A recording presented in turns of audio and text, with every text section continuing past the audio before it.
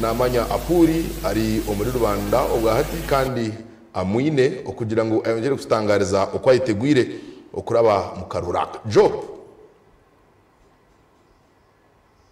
omurebi wa Tayari West Television kubasa kwikiriza kandi ukagumana ureba TVG eyehire yo kugira ngo ebase kwisyaho ebirungi nebisya ku rugombiyanga bitari bimwe na bimwe ukora kumanya kurungi ngo government zebyanga ezeshaha hariho process eriyenegendo misho aha electoral commission zitari zimwe na zimwe kugira ngo babase kutunga abaraye bembere government zebyanga kandi nanoko muri kigezi process eriyenegendo misho kandi bamwe ahaba basize kwehandikisa kugira ngo base kwebembera government zebyanga harimo ba chairman bentebe ya katano na ba councillors hamwe nabandi bebembezi batari bamwe na bamwe ahunyemerira hano mu district ya Kabale kandi natunga omugisha gw'amani munonga kubana chairman wa district ya Rubanda kandi ogunawe nomwe abantu ababasa kwehandikise rizoba kugira ngo abase kugaruka ayebembere district age ya Rubanda nka chairman wabo. Chairman twakwakira yakuraho abariyamba kureba Tayari West. Musibire muta abarebi beji TV TV rikwata yonko mu rogo cyanda ngwe nitwe yatwasire kuno muri Kigezi na muno abantu betu mu Rwanda bari kugerebesa mane munonga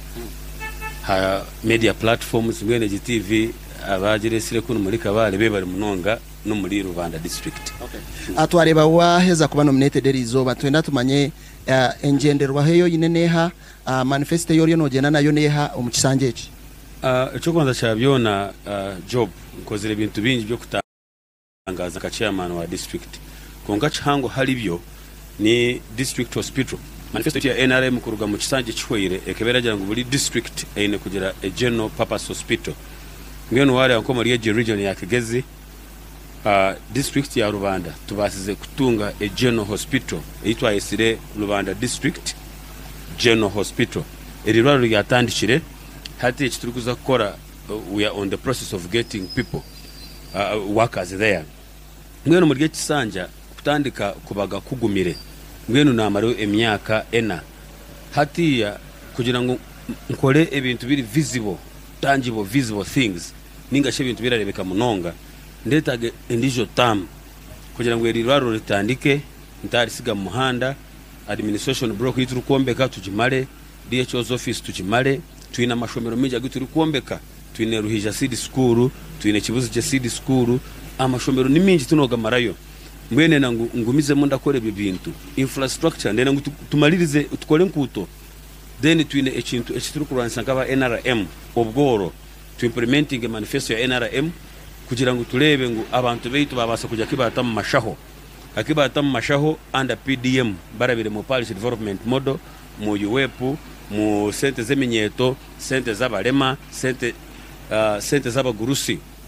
mwene byona byona kugira ngo tubikeho tawo barandoza barikiriza bampe ndashaba abantu beitu bampe indijo tam ejitu aza kuzamu kugira ngo making sure ngo buri muntu weitu obuturiku ori mu district hagera hiyayika inenke kuto nyinje zintandikire kwigura zona tinka ziboneze ngo zimale hakwanywe siyora yangeragira ngo twatuna marwaro marunji abantu baraza mwirwale abantu babina magara marunji baze mu Misiri baze kuhinga bahinga beze bayeza baze makatare baza makatare bararaba hankuto mwene tune kole nkutozere kambantu kugira ngo twa reducinga the cost of carrying things kuruga mishozi kuza aha ubutare buri then baza mu butare babone yakasente bashanga yo umuguzi mukatare harimo abantu babiri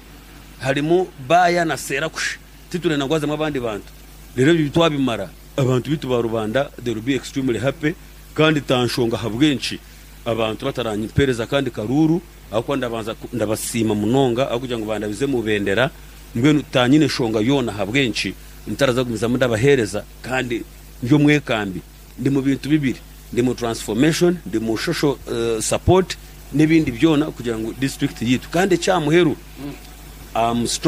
I strive so much kugira ngo kozesa man kugira ngo stability where there is stability haro butebekana intunguka is a must therefore ndi kushaba abantu bitu ba Rubanda muri kisanje ngutugumiza mana stability ngo kutwatwine cancer stable